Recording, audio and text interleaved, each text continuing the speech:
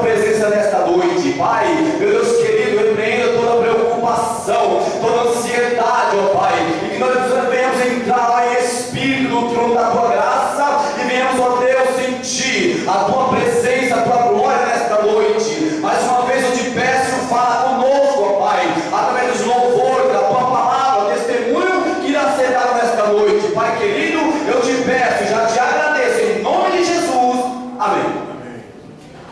Louvado seja Deus. O hino de número 147. Vamos todos juntos louvarmos no nome do Senhor.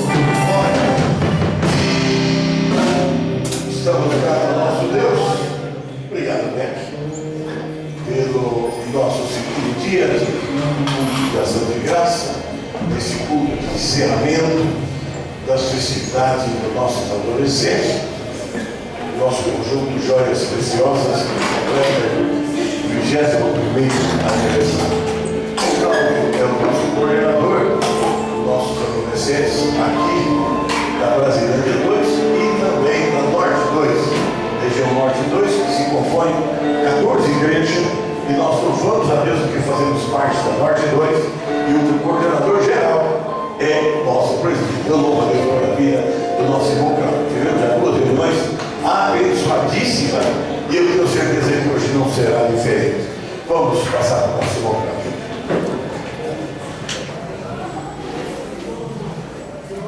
Meus amados irmãos, a paz do Senhor. Amém. Quantos estão alegres com Jesus, pode dizer amém, irmãos? Amém.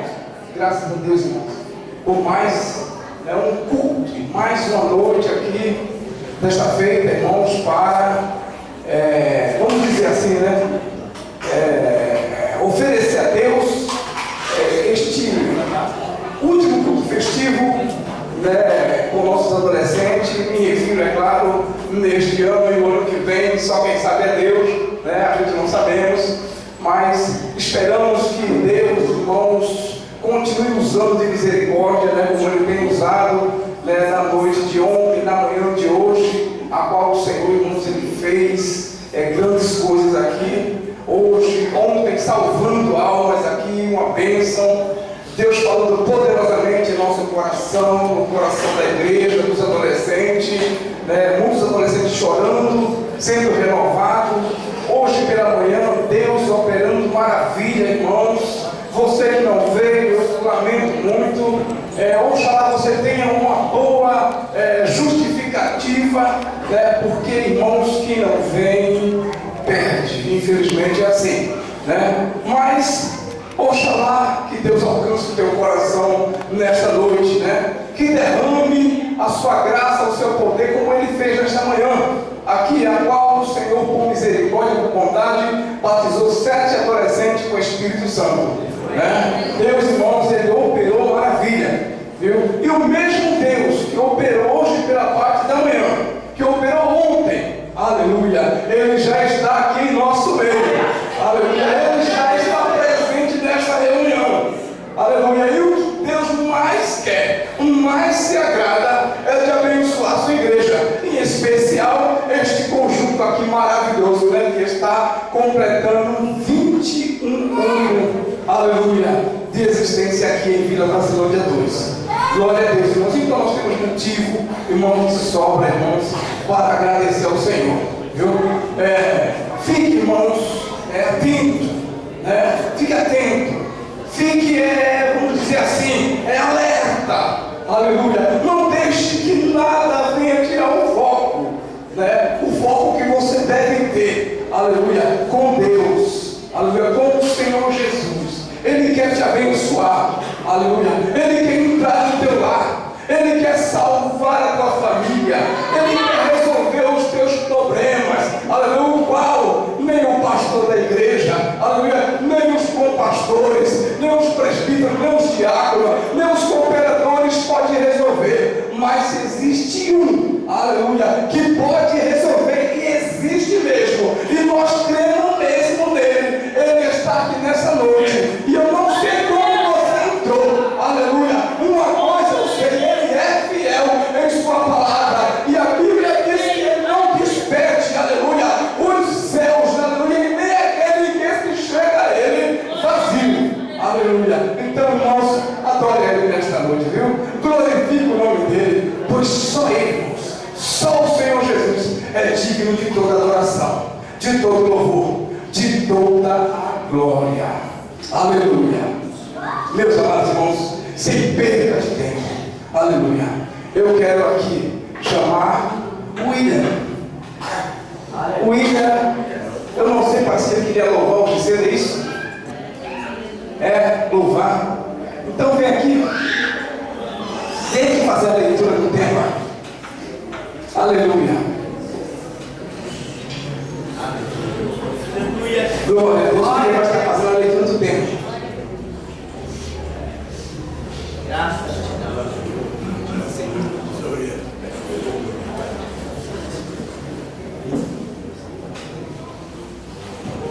Cumprimento a igreja com a paz do Senhor. Amém. Motivo de muita alegria estar aqui hoje. Minha primeira festividade com esse conjunto maravilhoso. Ontem fiquei muito feliz que minha família aceitou Jesus. Aleluia. Muito motivo de alegria. Eu creio que Deus vai mudar muito a minha casa ainda. Creio que eu vou ver minha família também dessa igreja. Da forma que Deus me chamou para ter um chamado aqui dentro. Quero que as suas Bíblias, nos profeta Oséias, capítulo 6, versículo 3, para ler o tema da nossa festividade. Aleluia.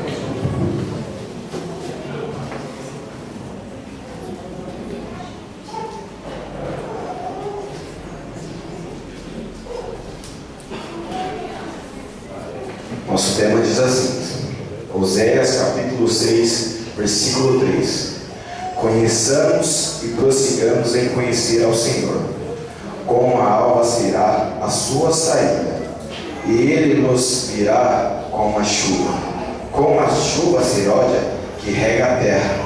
Amém, igreja? Amém. Deus vai fazer milagre aqui hoje. Eu creio. Tem gente, eu creio que Deus vai chamar pessoas aqui nessa igreja. Quem crê em Deus aqui hoje, igreja? Diga amém. Agradeço a oportunidade.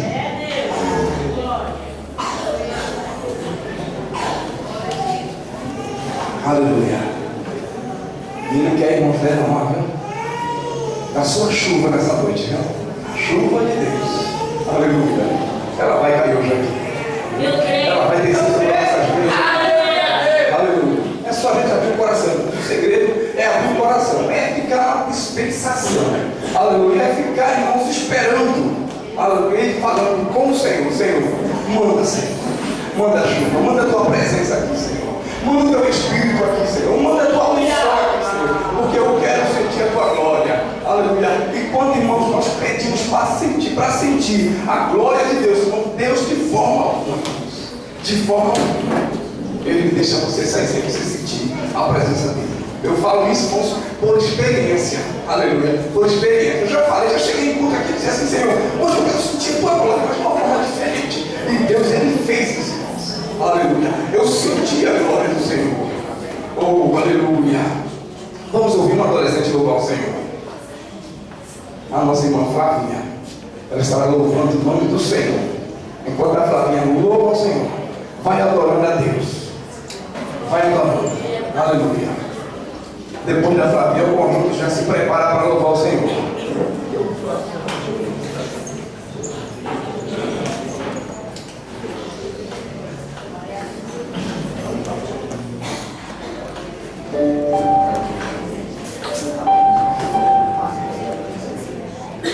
Aleluia.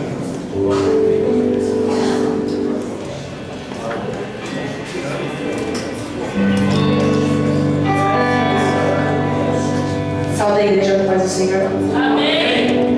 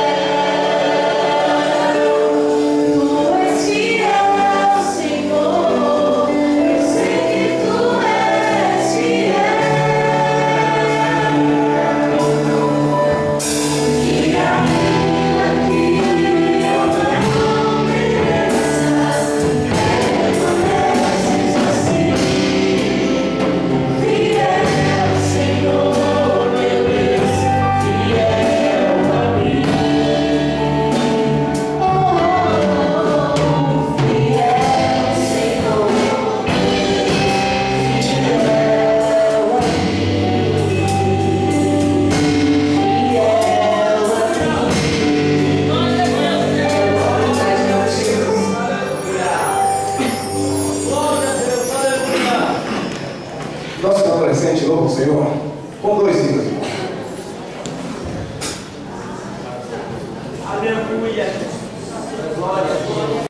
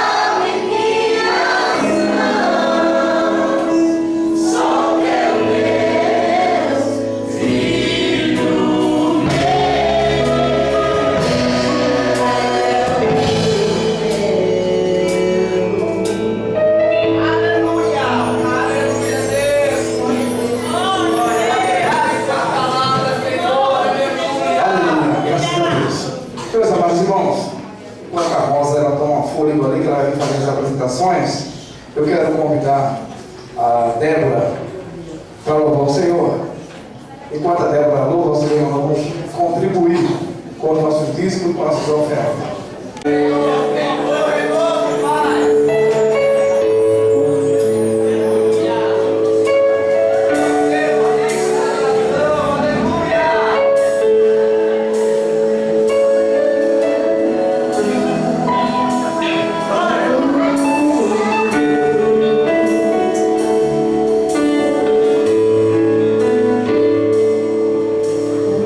Situação parece não ter jeito.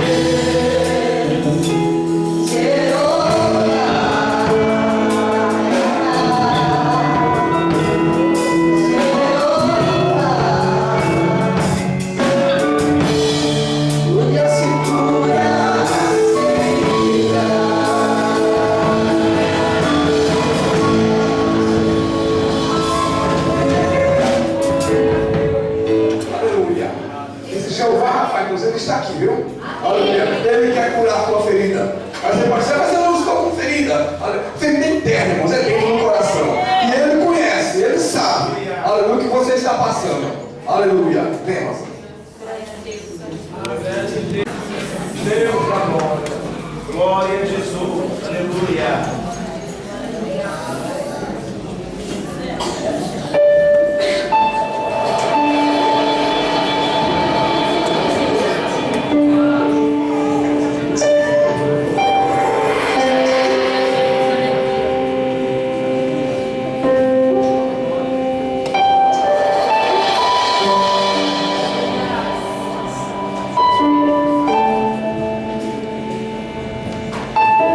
Aleluia.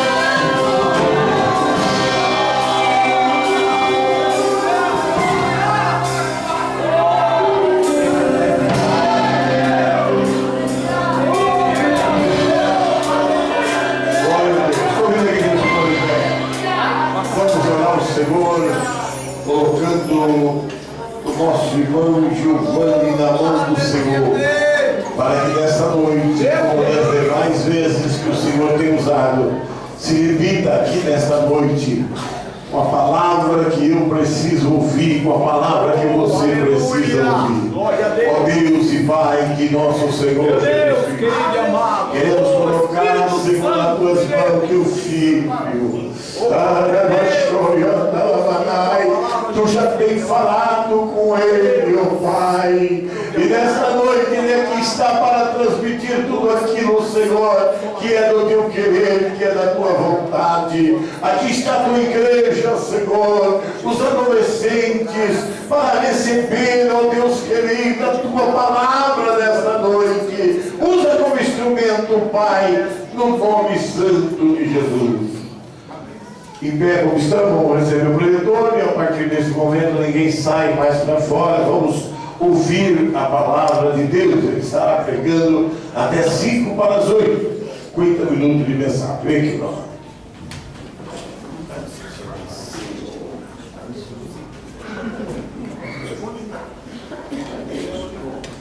Irmãos, eu vos trago a graça e a paz do Senhor Jesus. Amém. Por favor, pegue a sua Bíblia. Eu quero ler 2 textos com vocês. Primeiro em Ezequiel 37. Ezequiel 37, verso 3.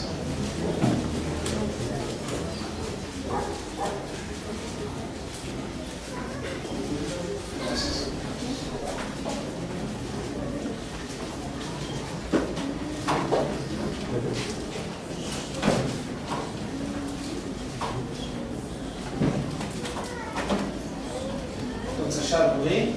Amém. E me disse: Filho do homem, poderão viver estes ossos? E eu disse: Senhor Jeová, tu o sabes. O segundo texto que eu quero ler com vocês está no Evangelho de Jesus Cristo, como escreveu João. João, capítulo 11 de João. E o verso 39. Capítulo 11, verso 39 de João.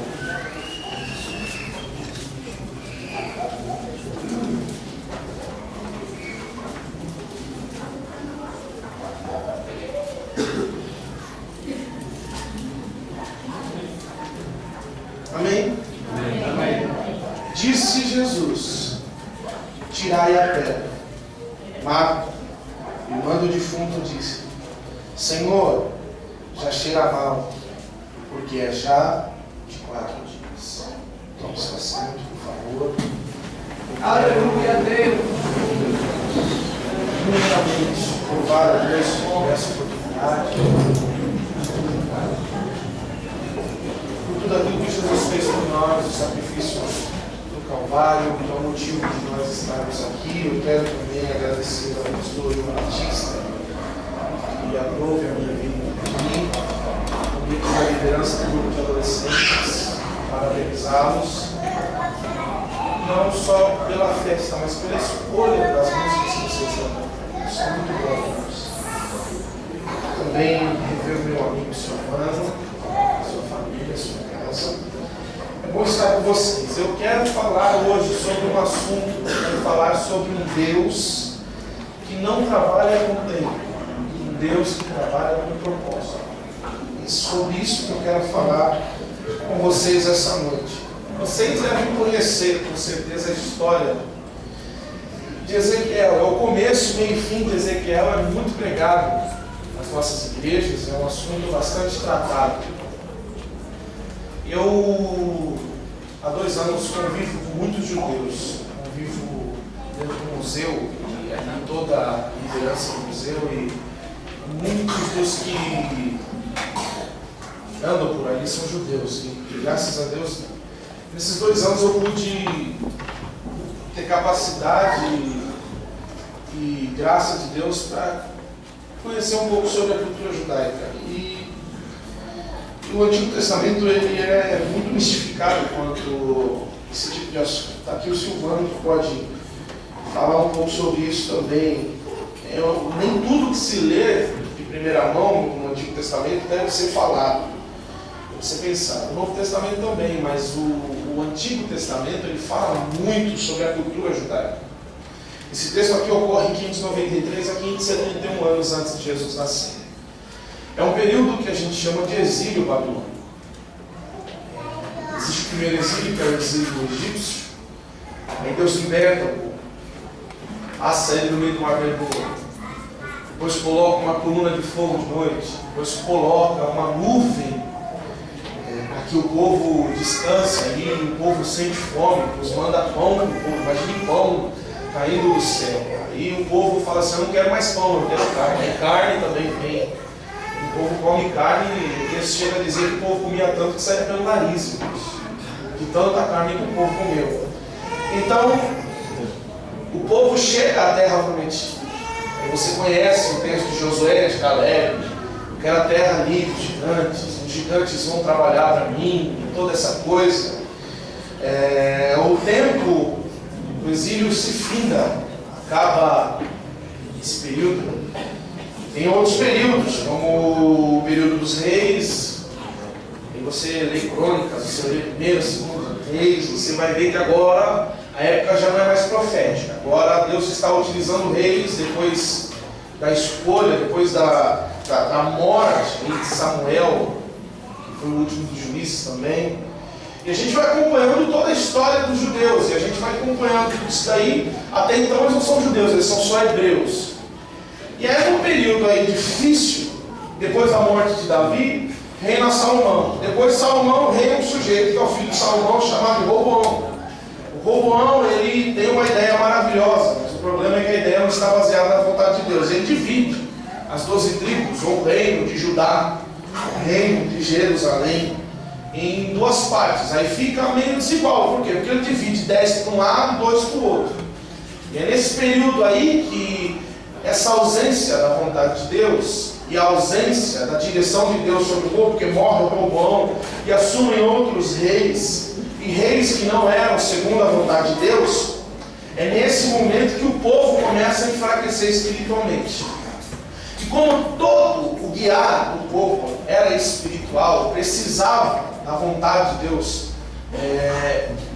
nessa ausência de liderança de Deus no meio do povo, é que a gente vê que o povo não significa nada se não tiver o Deus que ele serve. O povo não tem capacidade mental, o povo não tem capacidade acadêmica, não basta. Eles precisavam de Deus diante deles, mas eles colocaram Deus no segundo plano.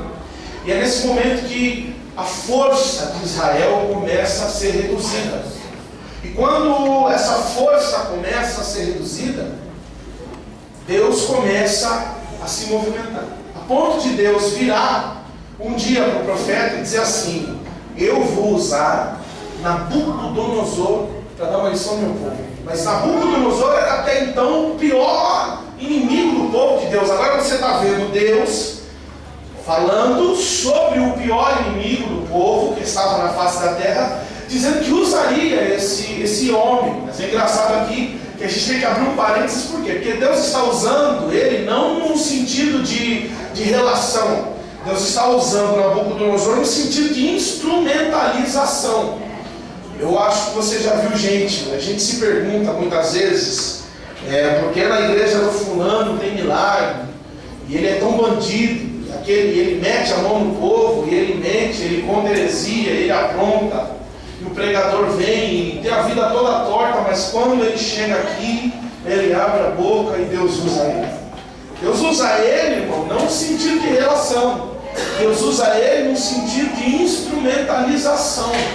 Por quê? Porque no final das contas ele se transforma num burro de carga. Por quê? Porque ele vai ser usado, ele vai profetizar, ele vai transformar, ele vai pregar, ele vai profetizar, e Deus vai usar, ele vai curar, o cego vai ver, o surdo vai ouvir, mas no final, no grande dia, ele vai para o inferno. Ou seja, isso é o sentido de Deus usar através da instrumentalização.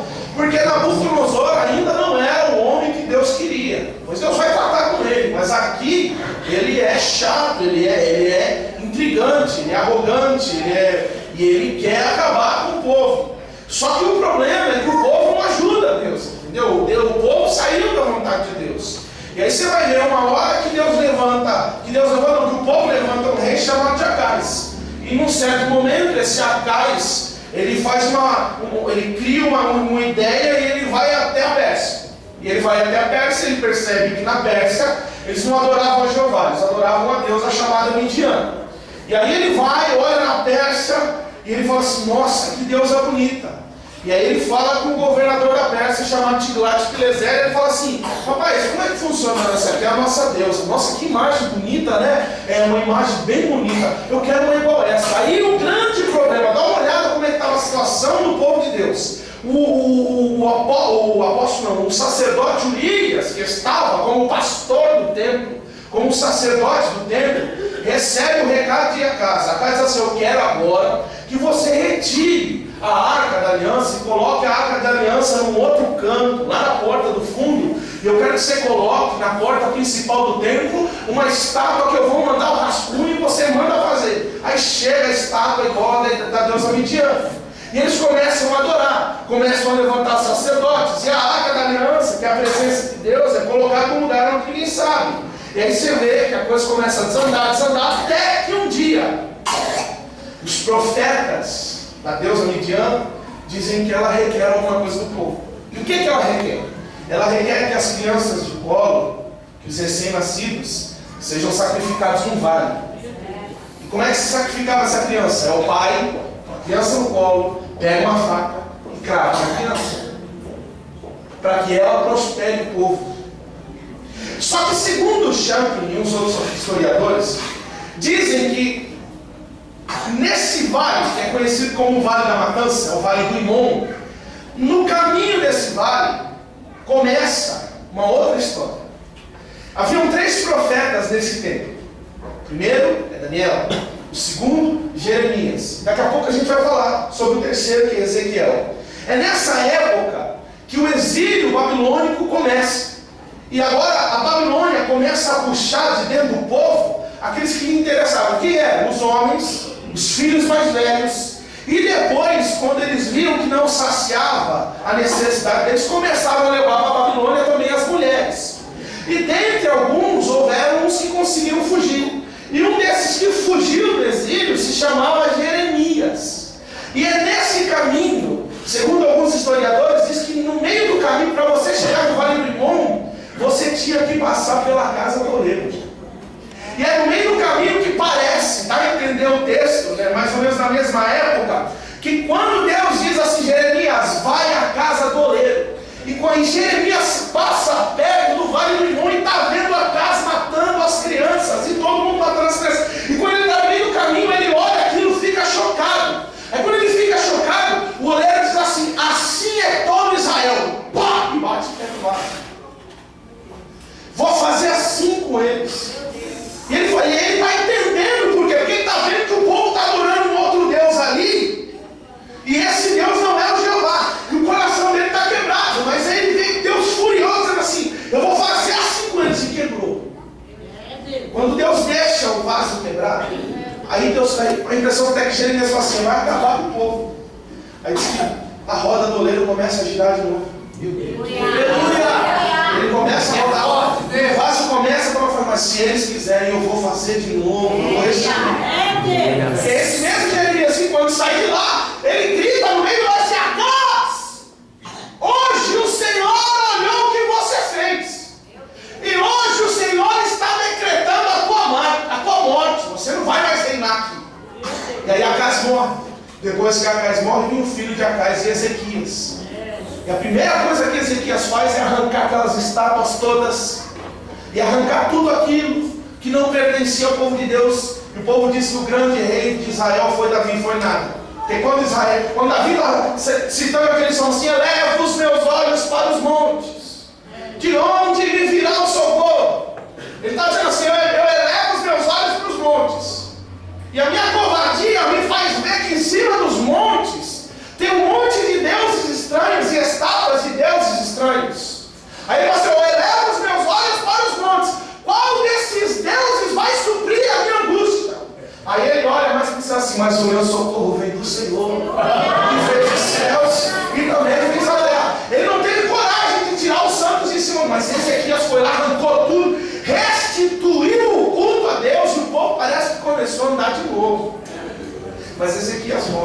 Aí Ezequias morre e tudo começa a acontecer e piorar novamente. E aí chega num agravante que você vê Daniel, que era um dos cultos, um dos homens grandes, e aí você vê Ezequiel. Quem é Ezequiel? Ezequiel é diferente do Daniel. Ele é diferente do Jeremias. Por quê? Porque eles nasceram livres. Agora Ezequiel é mais novo que os dois. Quando Ezequiel nasceu, o pai dele já era escravo. Quando Ezequiel nasceu, a mãe dele já era escrava. Ezequiel nasceu no meio do exílio, do período do exílio. Ezequiel era um jovem como vocês, que não ia ter uma capacidade de estudar numa faculdade. Ezequiel é um jovem que nasceu sabendo que o futuro dele era servir um povo estranho. Ezequiel era um moço que ia crescer sendo escravo, que via a mãe dele carregando pedra, que viu o pai dele tomando chibatada, e via tudo aquilo acontecendo, via o povo tendo que se prostrar por uma estátua de ouro. Ele ouvia a história, mas teve 3 moços que não, eles não se prostraram. E eles estão lá, vão jogar eles na fornalha. E agora, ele é aquele moço que cresceu ouvindo isso. E parece que isso foi alimentando a fé de Ezequiel. E isso foi fazendo Ezequiel crescer espiritualmente, a ponto de um dia Deus visitar ele e dizer: Ezequiel, põe-te de pé. E eu vou falar com você. Você vai ser como uma atalaia. Por quê? Porque se você vê Daniel está toda hora profetizando sobre o arrebatamento, sobre o juízo, sobre o dia da fúria do Senhor. Jeremias também está falando: Deus vai passar o juízo em cima de vocês. Ele chorava, mas profetizava. Mas para Ezequiel, Deus não revelou a ira, Deus revelou a restauração. Deus dá um outro tipo de visão para Ezequiel. E aí a gente entra nesse contexto e a gente começa a ler o Ezequiel 37. O que está escrito em Ezequiel 37? Eu estava dormindo e a mão do Senhor veio sobre mim e me pegou e disse assim: vamos lá dar uma volta. E aí quando eu estou dando uma volta, eu chego num lugar, e o lugar era um vale de ossos secos. Aí ele fala assim: mas o Espírito de Deus, a mão do Senhor, me levou a dar uma volta no vale. E quando eu dei a volta no vale, eu percebi que os ossos não eram secos, eram sequíssimos. Mas eles falam assim: tudo aí, vamos ver o texto, vamos olhar para o texto. Aí, o que aconteceu aqui? Primeiro ponto, o vale. Você já se perguntou por que o vale? O vale é o seguinte: eu estou falando que agora a gente está falando de um povo que é escravo. Você já viu escravo rico? Nunca vi escravo rico. Escravo normalmente ele é pobre.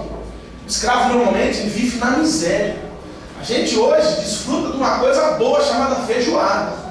Coisa boa. Mas feijoada era comida de escravo. Era feito com o resto dos porcos. A gente conseguiu aperfeiçoar aí, Deus deu a graça, o brasileiro foi e fez o que aconteceu hoje.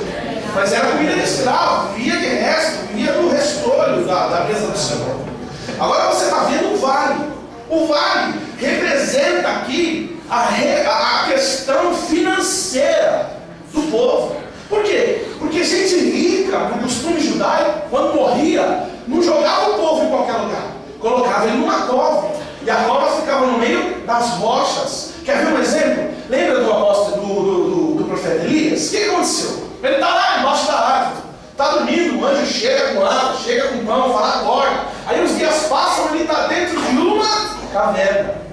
E aí você vê a impressão que Deus se agita no céu e quer arrumar um jeito de tirar Elias de dentro da caverna. Aí vem o fogo, aí vem a água, aí vem a brisa. Quando a brisa chega, aí Elias parece que acorda. Por quê? Porque Elias estava entrando num lugar que era procura e busca de morte. Era uma cova. Era um lugar onde se enterrava gente morta. E o princípio, ou o início da depressão é quando você começa a procurar um fim para a sua vida. O depressivo não tem mais desejo de viver. Eu não estou falando qual é a raiz da depressão, se é maligna ou se é patológica. Não é isso. Estou falando que o fim da depressão é a busca por não viver. E aí você vê Deus animando Elias. Quando ele acha que ele está sozinho, aí Deus fala assim: não, tem um monte de gente ainda que não se dobrou, cara. Sai daí. E Deus tira ele de dentro da cova. Tira ele de dentro do cemitério. Quer ver outro? É quando o Davi está mal, Davi está sozinho sozinho, já andou dia sozinho, e ele está dentro de uma caverna. Aí chegam aqueles bárbaros lá, querendo matar ele, e falam assim: quem é você? Eu sou Davi. Você é Davi? A gente quer servir você.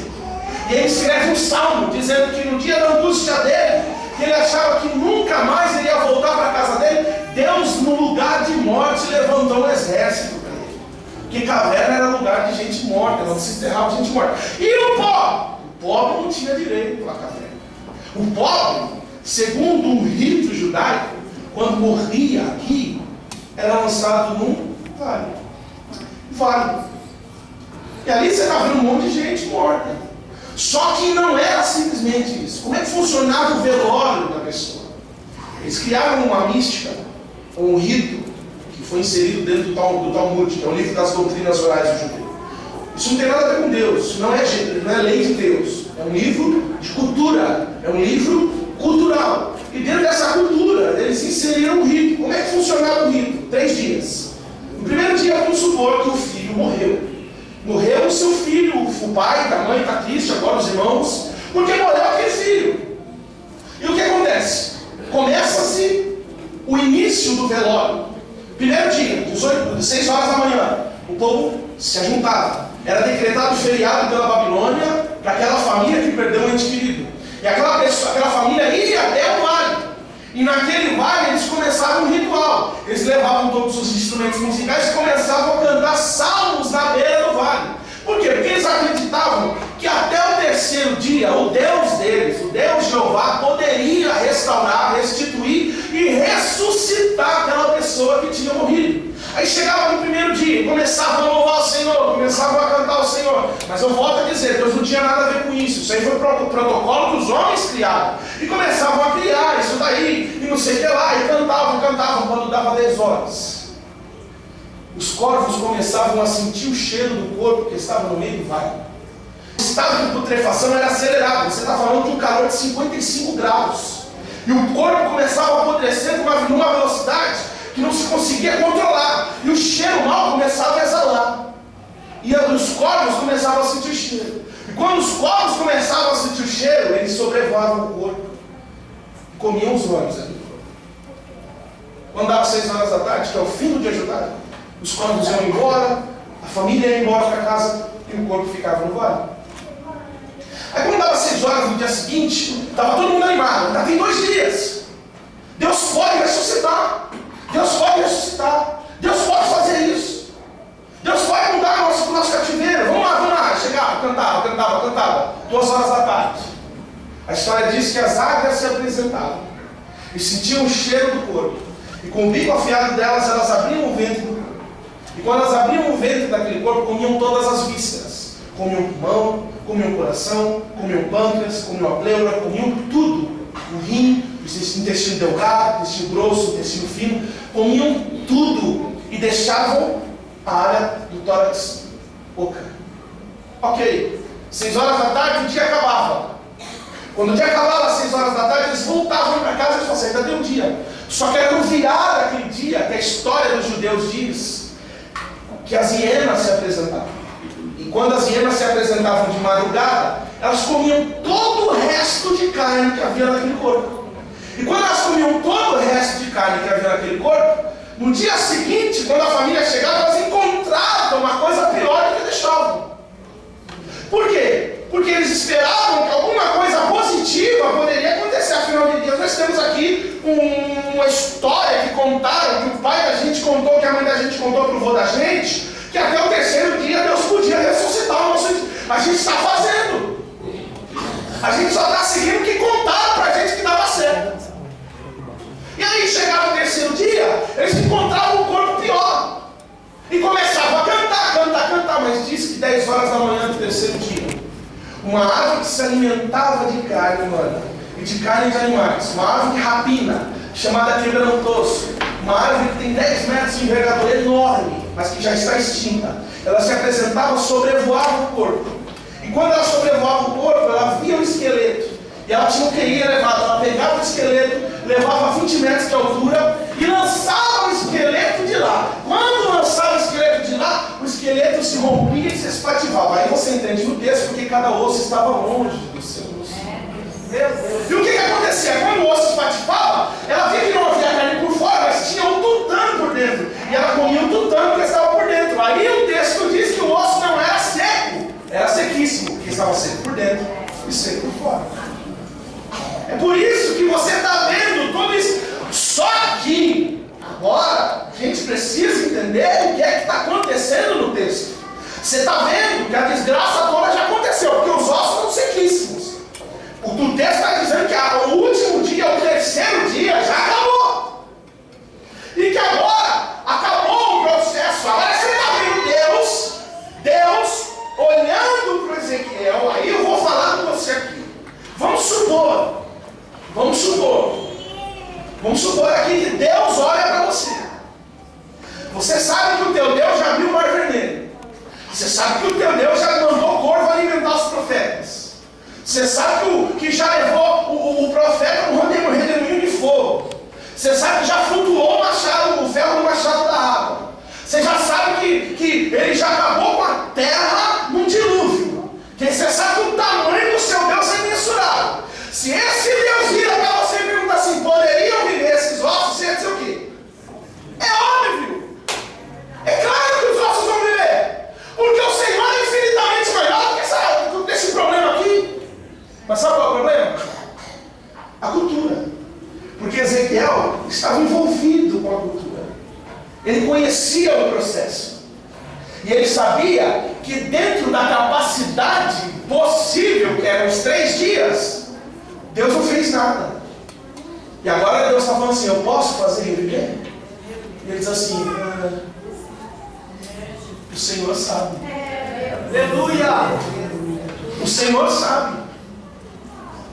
Aí parece que Deus dá um tapa no ombro dele e fala assim, rapaz, é lógico que dá para viver. Profetiza. Meu Deus. Profetiza. Meu Deus. Mas esse é o problema que a gente vive hoje, eles. Campanha dos 7 dias, não sei o que lá. Campanha dos 12 dias de bênção para 12 meses de vitória. Aí no final dos 12 dias, aí o fulano perde a casa, o marido morre, a esposa falece, o filho é cometido de câncer. Mas espera aí, eu não fiz 12 dias para Deus me abençoar ao final do ano. Mas Deus não tem nada a ver com isso. É o homem que está criando protocolos para fazer Deus se movimentar. E Deus não tem nada a ver com isso. Deus não está enfiado em quantidade de dias, quantidade de horas. Por quê? Porque Deus é uma coisa incompreensível. O próprio Deus diz assim, para mim, um dia é como fosse 1000 anos. E 1000 anos é como se fosse um dia. Explica para mim como é que você vai me convencer do que os seus 7, 12, 14, 21 dias no monte tem que fazer eu me aproximar de você.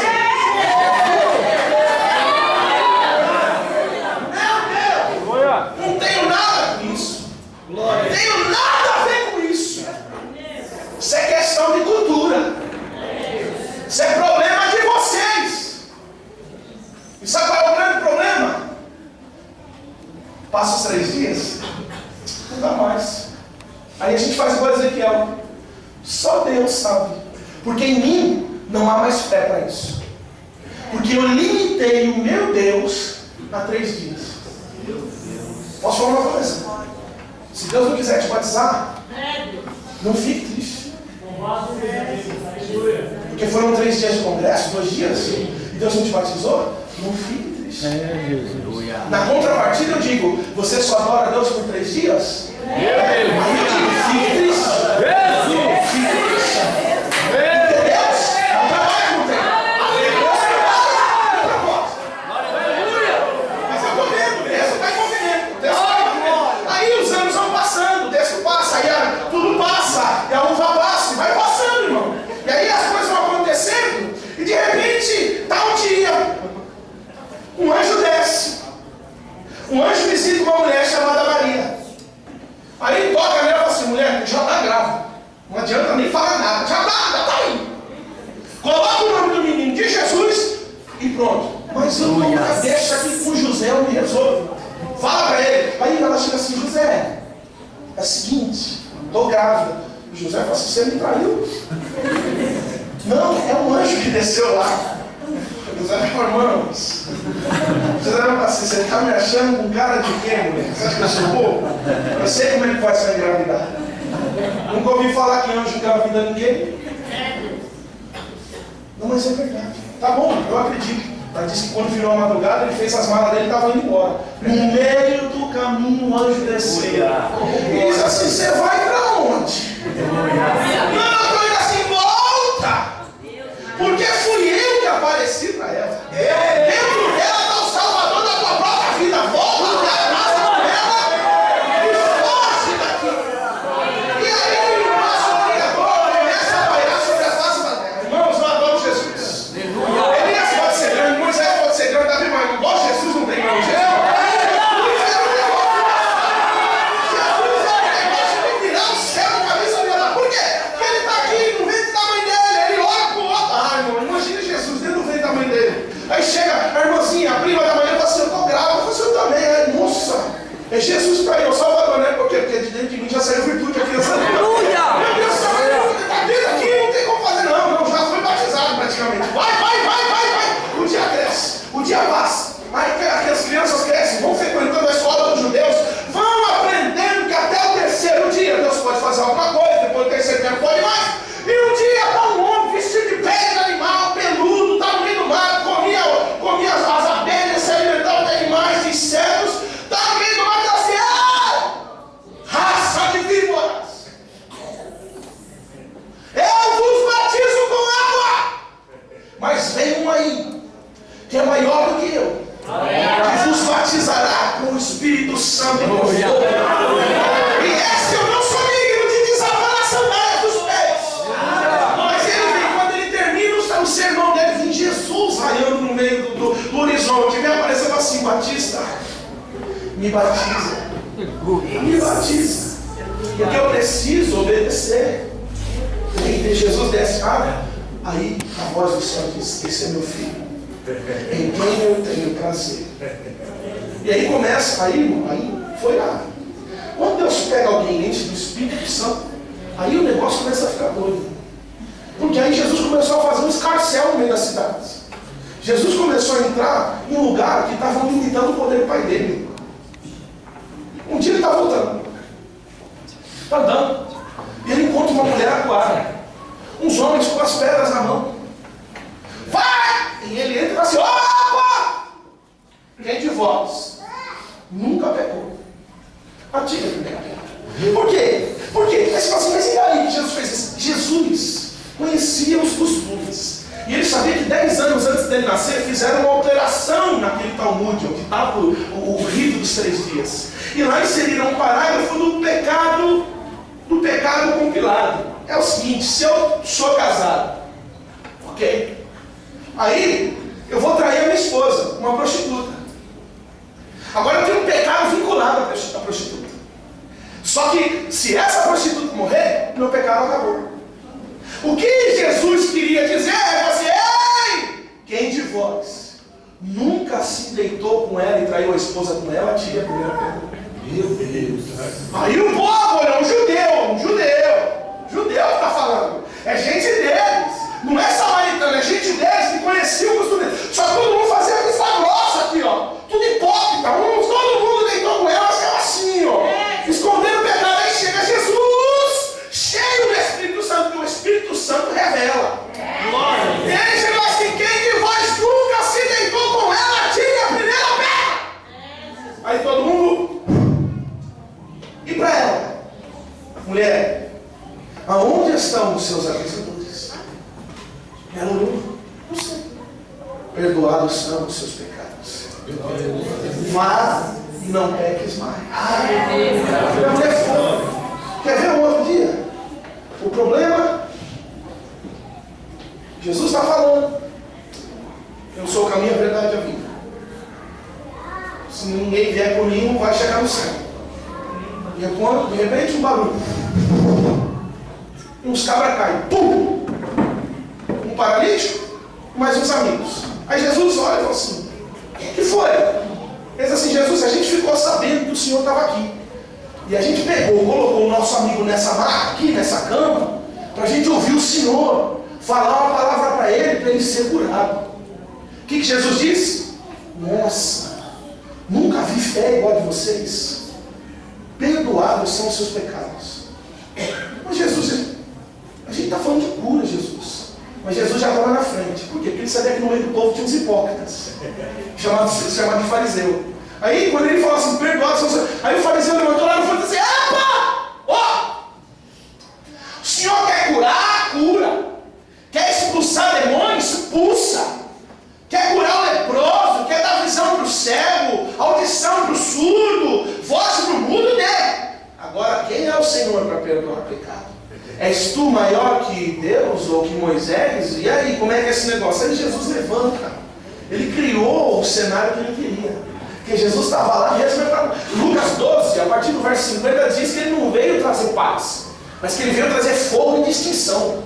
Ele vai separar a noiva e vai separar os que vão para o inferno. Ele veio para trazer uma peneira.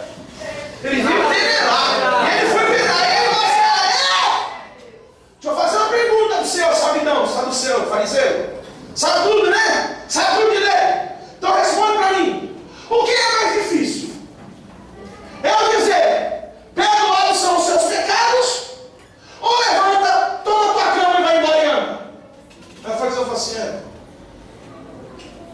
sei não. Tá vendo, bobão? Então fica quieto, porque para mim é tudo a mesma coisa. Meu Deus. Por isso eu vou dizer de novo, perdoados são os seus pecados. E agora eu vou responder a sua petição. Levanta, toma a sua cama e vai embora daqui. E na mesma hora o homem levantou e foi embora. O que é mais difícil para Deus? O que é mais difícil para Jesus? Te curar? Salvar a tua família? Tirar o câncer que está dentro de você? Tirar essa dor na perna da irmã? Era a perna que estava doendo aqui? Está achando que é isso que é difícil para Deus? Está achando que é Deus convencer os meninos do pecado dele? Para ele é tudo a mesma coisa. E foi nesse negócio que para mim não tem nada difícil que Jesus continuou o ministério dele. E um dia ele entrou em Betânia. Quando ele entrou em Betânia, bateu na porta. Quero entrar. Não, Jesus. O que o senhor está fazendo aqui? Eu só quero entrar. Aí entrou e falou assim, prazer, eu sou a Marta. E você? Eu sou a Maria. Então tá bom. Me dá um banco. Sentou. Quero começar a pregar. Pregou. Aí a Maria, que estava lavando o banheiro, largou a vassoura. Largou o escovão. Sentou para ouvir Jesus. E Jesus começou a falar assim, na casa de meu pai, muitas moradas. Lá as coisas são diferentes. Lá você não vai ter dor, Maria. Eu só preciso que você permita que eu transforme a sua mente. E que você assuma um propósito comigo. Me serve. Toma a sua cruz e me segue. Tá bom, Jesus? Aí a Marta, que estava na mesma casa, não deixou de lavar o banheiro. Estava cozinhando, lavando o banheiro, lavando roupa. Tchá. E lá, e suava, e suando. E o texto diz que ela se incomodou pelo fato de Maria ficar ouvindo Jesus. E ela disse assim, ô Jesus, é bom o senhor entrar na minha casa assim, né? Não dá hora, não avisa que vai chegar. E aí o senhor chega aqui, eu estou com a cozinha com um escarcel, daqui a pouco meu irmão Lázaro vai chegar aqui, precisa comer do trabalho, e eu preciso cozinhar, e o senhor começa a falar, e ainda por cima tira a minha irmã que estava me ajudando e ela fica te ouvindo. O que Jesus diz? Marta, você está muito atarefada com as coisas dessa terra. Você está muito embiroscada, muito embaraçada com os seus compromissos. Você não percebeu que fui eu que cheguei na sua casa para falar com vocês? Você não entendeu que muita gente queria que eu falasse como eu estou falando com vocês? Você não está dando valor à minha presença?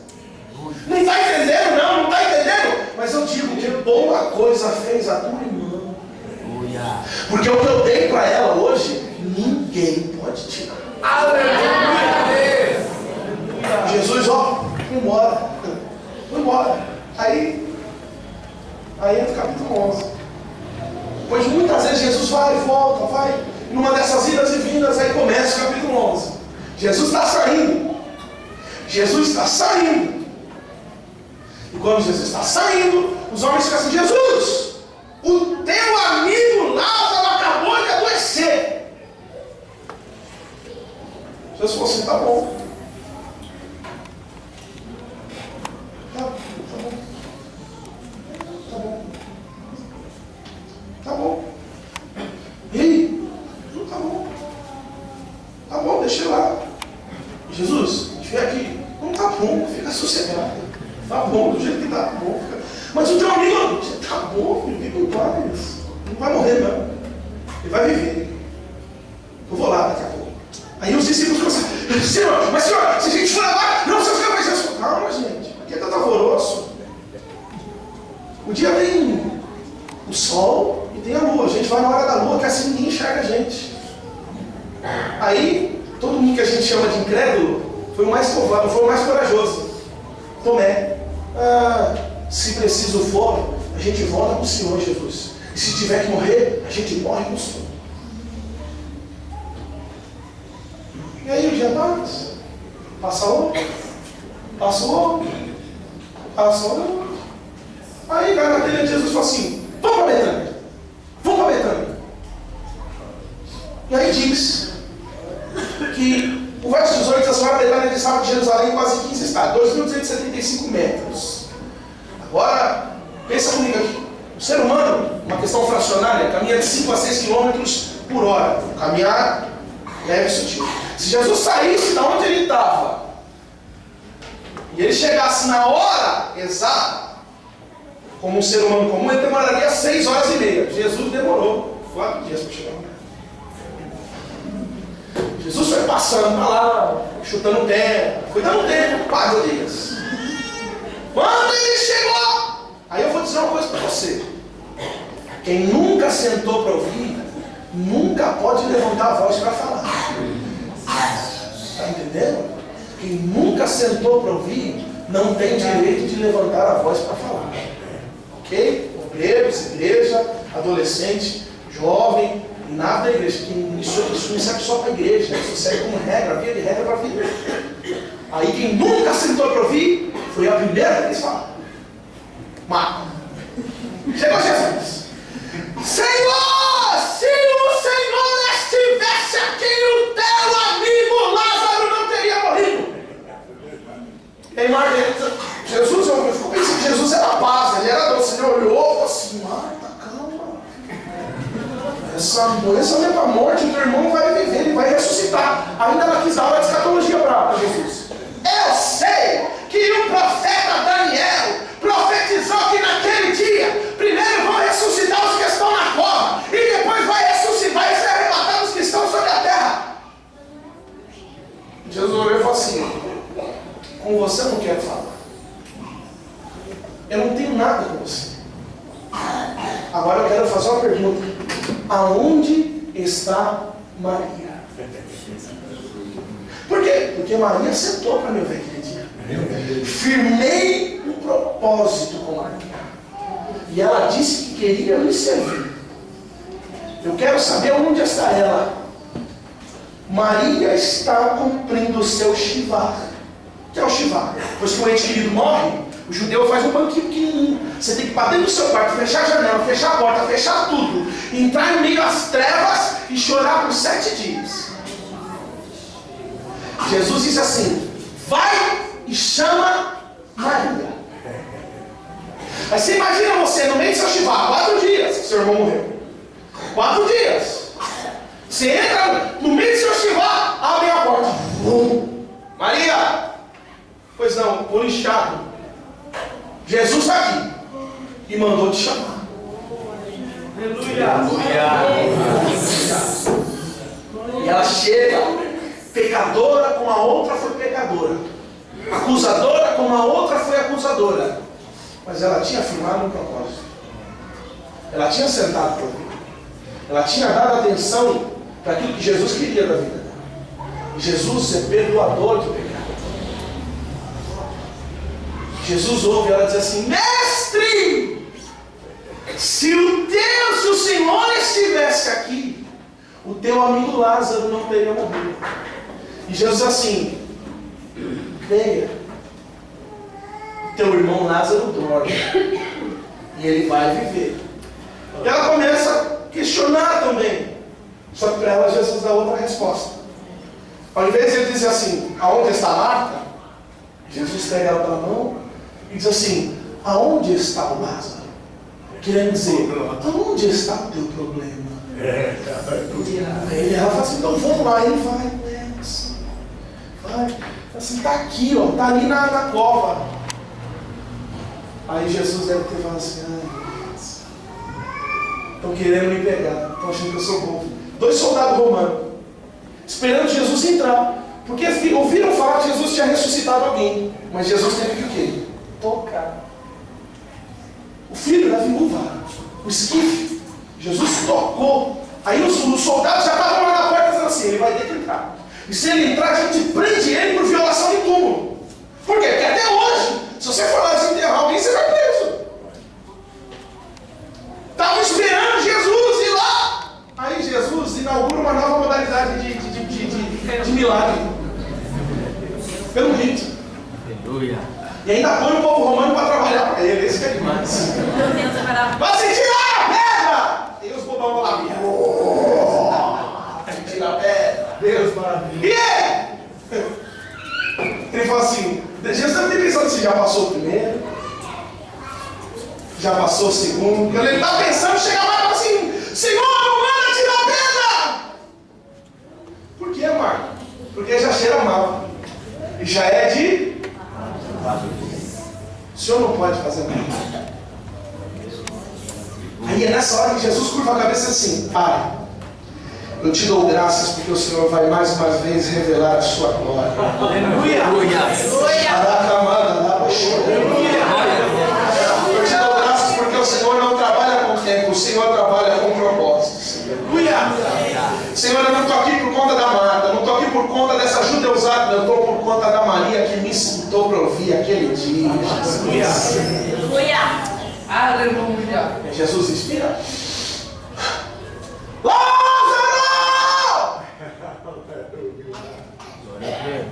Aleluia! Aleluia! Aí eu vou fazer uma pergunta para você, agora você vai começar a dar glória. Aonde estava Lázaro? No túmulo? Jamais. Lázaro estava possivelmente naquilo que a gente chama de seio de Abraão, que é um lugar onde você não sabe, nem eu. Eu só sei que a voz de Jesus ultrapassou as dimensões.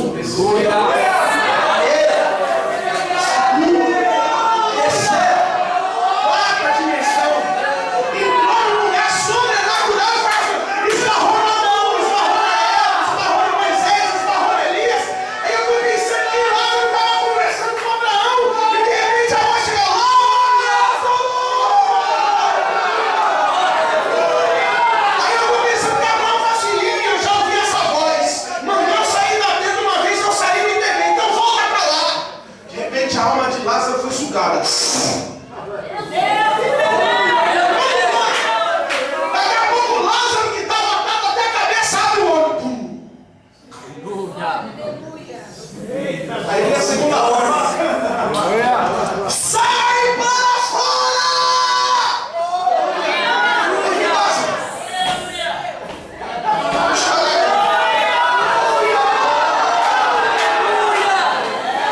Quando o Lázaro sai lá na porta, aí o povo fica doido. Aí Deus dá muito, Jesus dá muito, cada hora e fala assim, era ali? Era esse o problema? Está com dúvida? Desata o Lázaro, aí tiram a venda do Lázaro. Quando ele respira, eu imagino que Lázaro cantou um hino.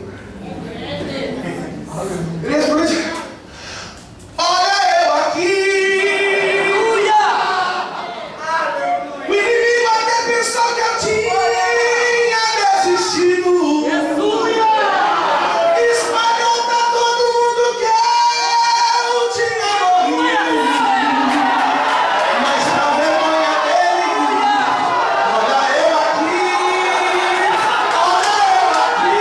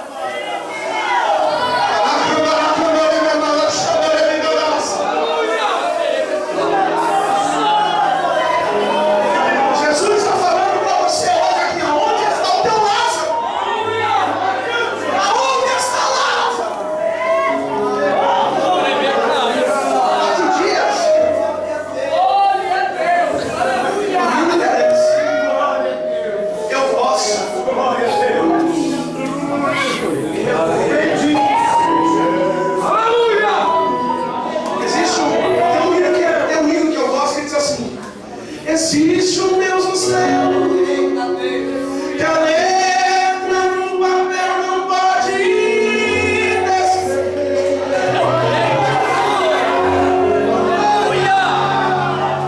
Não dá pra imaginar, não dá pra comparar o seu grande poder.